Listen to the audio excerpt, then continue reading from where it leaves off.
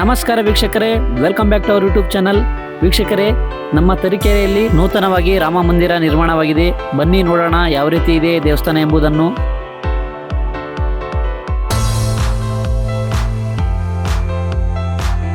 ಸ್ನೇಹಿತರೆ, ಈ ರಾಮ ಮಂದಿರ ನಿರ್ಮಾಣವಾಗಿರುವುದು ತರೀಕೆರೆಯ ತುದಿಪೇಟೆಯಲ್ಲಿ. ಬನ್ನಿ ನೋಡೋಣ ಯಾವ ರೀತಿ ಇದೆ ಅಂತ ಹೇಳ್ಬಿಟ್ಟು. ನೀವು ನೋಡ್ತಾ ಇರ್ಬೋದು, ತುದಿಪೇಟೆಯ ರಸ್ತೆ ಉದ್ದಕ್ಕೂ ಸಹ ಎಲ್ಲ ಕಡೆನೂ ಕೂಡ ಎರಡು ಬದಿಯಲ್ಲೂ ಕೂಡ ಬ್ಯಾನರ್ಗಳನ್ನ ತುಂಬ ಹಾಕಿದ್ದಾರೆ. ಹಾಗೇನೆ ರಸ್ತೆ ಉದ್ದಕ್ಕೂ ಕೂಡ ಲೈಟಿಂಗ್ಸ್ ಕೂಡ ಅಲಂಕಾರ ಮಾಡಿದ್ದಾರೆ. ತುದಿಪೇಟೆ ನೋಡಲಿಕ್ಕೆ ತುಂಬಾ ಸುಂದರವಾಗಿ ಕಾಣ್ತಾ ಇದೆ. ನೋಡ್ರಿ, ನಮ್ಮ ತರೀಕೆರೆಯಲ್ಲಿ ಯಾವಾಗಲೂ ಕೂಡ ಈ ರೀತಿ ಏನಾದರೂ ಕೂಡ ಒಂದು ವಿಶೇಷವಾದ ಕಾರ್ಯಕ್ರಮಗಳು ನಡೀತಾನೆ ಇರ್ತವೆ. ಅದರಲ್ಲಿ ಈ ರಾಮ ಮಂದಿರವೂ ಕೂಡ ನೂತನವಾಗಿ ಓಪನ್ ಆಗ್ತಾ ಇದೆ. ಬನ್ನಿ ನೋಡೋಣ ವೀಕ್ಷಕರೇ, ದೇವಸ್ಥಾನ ಯಾವ ರೀತಿ ಇದೆ ಅಂತ ಹೇಳ್ಬಿಟ್ಟು.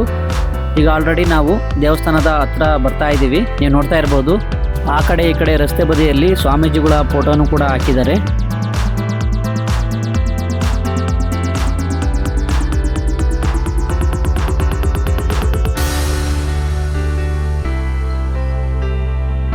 ಫೈನಲಿ ನಾವೀಗ ದೇವಸ್ಥಾನ ಹತ್ರ ಬಂದಿದ್ದೀವಿ.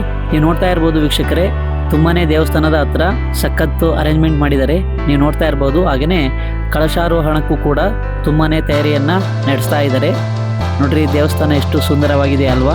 ದೇವಸ್ಥಾನ ತುಂಬಾನೇ ಅದ್ಭುತವಾಗಿದೆ ಅಲ್ವಾ ವೀಕ್ಷಕರೇ? ಈಗ ನಿಮಗೆ ದೇವಸ್ಥಾನದ ಹಿಂಬದಿ ತೋರಿಸ್ತೀನಿ, ಬನ್ನಿ ಗೆಳೆಯರೇ. ನೋಡ್ರಿ, ದೇವಸ್ಥಾನ ಹಿಂದೆನೂ ಕೂಡ ತುಂಬ ಚೆನ್ನಾಗಿ ಡಿಸೈನ್ ಮಾಡಿದ್ದಾರೆ. ಹಾಗೇನೆ ದೇವಸ್ಥಾನದ ಸುತ್ತಮುತ್ತ ತುಂಬಾನೇ ಹೂಗಳಿಂದ ಅಲಂಕಾರ ಚೆನ್ನಾಗಿ ಮಾಡಿದ್ದಾರೆ. ಹಾಗೇನೆ ಲೈಟಿಂಗ್ಸ್ ಕೂಡ ಹಾಕಿದ್ದಾರೆ. ಹಾಗೇನೆ ಶ್ರೀರಾಮನ ಮೂರ್ತಿಗಳನ್ನು ಇನ್ನೂ ಕೂಡ ಅವರು ಪ್ರತಿಷ್ಠಾಪನೆ ಮಾಡಿಲ್ಲ. ನಾಳೆ ಪ್ರತಿಷ್ಠಾಪನೆ ಮಾಡ್ತಾರಂತ ಹೇಳ್ಬಿಟ್ಟು ಹೇಳ್ತಾ ಇದ್ದಾರೆ ಅಲ್ಲಿರುವಂತಹ ಪುರೋಹಿತ ವರ್ಗದವರು. ಈಗ ಹೋಗೋಣ ಬನ್ನಿ ಅನ್ನ ಸಂತರ್ಪಣೆ ನಡೆಯುತ್ತಿರುವಂತಹ ಜಾಗಕ್ಕೆ. ನೀವು ನೋಡ್ತಾ ಇರ್ಬೋದು, ಈ ಒಂದು ಜಾಗದಲ್ಲೇ ಅನ್ನ ಸಂತರ್ಪಣೆ ಕಾರ್ಯಕ್ರಮವನ್ನ ಏರ್ಪಡಿಸಿದ್ದಾರೆ. ಬೆಳಗ್ಗೆ ದೇವಸ್ಥಾನಕ್ಕೆ ಆಗಮಿಸಿದಂತಹ ಭಕ್ತಾದಿಗಳಿಗೆ ತಿಂಡಿ ವ್ಯವಸ್ಥೆಯನ್ನು ಕೂಡ ಮಾಡಲಾಗಿದೆ. ಈ ಒಂದು ಅನ್ನ ಸಂತರ್ಪಣೆ ಕಾರ್ಯಕ್ರಮವನ್ನು ಸುಮಾರು 3 ದಿನಗಳ ಕಾಲ ನಡೆಸಲಾಗುವುದು ಎಂದು ಅಡುಗೆ ಭಟ್ರು ತಿಳಿಸಿದ್ದಾರೆ. ಪ್ರತಿದಿನ ಬೆಳಗ್ಗೆ, ಮಧ್ಯಾಹ್ನ, ರಾತ್ರಿ ವೇಳೆಯಲ್ಲಿ ಬಂದಂತಹ ಭಕ್ತಾದಿಗಳಿಗೆ ಅನ್ನ ಸಂತರ್ಪಣೆ ನಡೆಸಲಾಗುವುದು ಎಂದು ತಿಳಿಸಿದ್ದಾರೆ. ನೋಡಿದ ಸ್ನೇಹಿತರೆ, ತರೀಕೆರೆಯಲ್ಲಿ ನೂತನವಾಗಿ ನಿರ್ಮಾಣವಾಗುತ್ತಿರುವಂತಹ ರಾಮ ಮಂದಿರ ಉದ್ಘಾಟನೆಯು ಭರದಿಂದ ಸಾಗುತ್ತಿದೆ.